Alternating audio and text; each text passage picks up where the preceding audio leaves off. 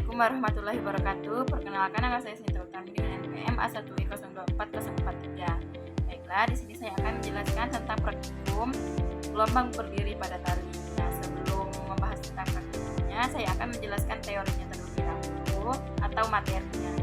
Nah, yang pertama ada pengertian dari gelombang berdiri pada tali. Nah, gelombang berdiri pada tali adalah gelombang yang terbentuk ketika dua gelombang dengan frekuensi dan amplitude sama merambat pada tali dalam arah berlawanan, sehingga keduanya saling berinterferensi. Nah, gelombang ini membentuk pola tertentu yang terdiri dari simpul atau titik yang tetap diam dan perut titik dengan amplitude maksimum. Nah, sehingga tali terlihat bergetar tanpa merambat ke arah tertentu. Nah, selanjutnya ada manfaat dari gelombang berdiri pada tali. Yang pertama yaitu menentukan frekuensi dan nada pada alat musik bertali seperti gitar dan biola.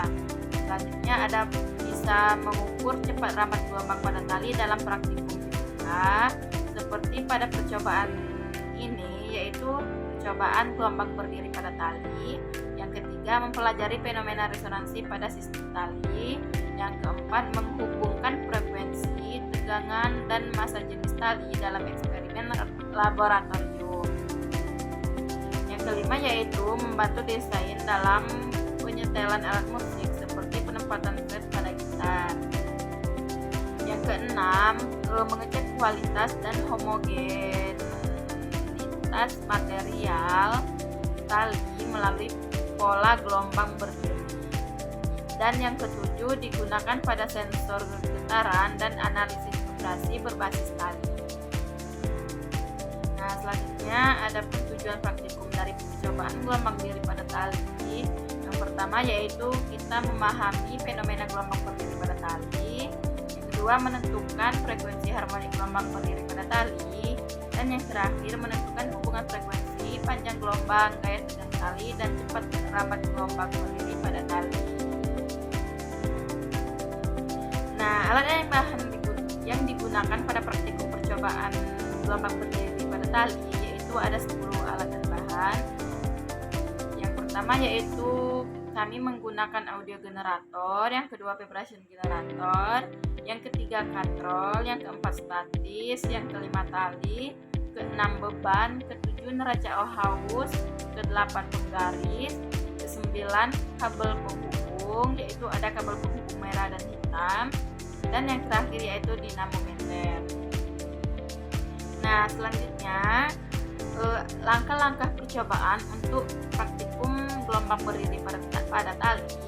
Yang pertama, kita harus mempersiapkan alat dan bahan yang akan kita gunakan. Yang selanjutnya, pasang tali pada vibrator, rentangkan tali dengan lurus dan atur tegangan tali dan nyalakan vibrator mekaniknya. Terus atur frekuensi secara perlahan dan amati pola gelombang berdiri yang terbentuk. Nah, ukur panjang tali dan massa per meter tali, serta catat frekuensi ketika pola terbentuk dan ulangi langkah ini dengan variasi tegangan atau frekuensi yang berbeda.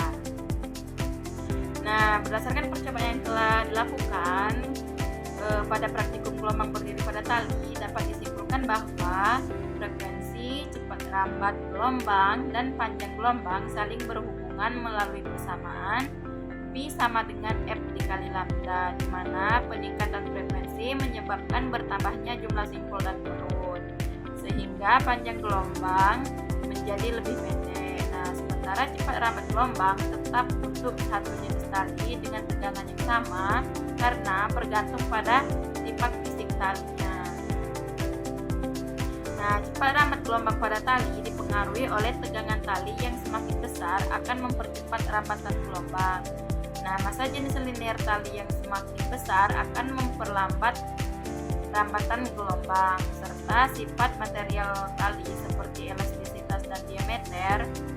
Dengan demikian, perubahan pola gelombang terutama dipengaruhi oleh frekuensi, sedangkan cepat rambat ditentukan oleh karakteristik fisik tali itu